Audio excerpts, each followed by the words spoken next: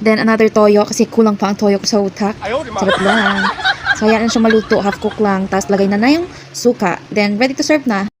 By the way guys, medyo pricey ngayon yung kangkong, but still we need fiber in our body. So kahit medyo mahal siya, pwede na to. So yan, handa na tayo. Let's eat! So, disclaimer lang guys ha, hindi yan pang isang kainan na ulam. Buong araw na yan, baka sabihin nyo, ano ako. Charing lang. Bye! Thank you for watching!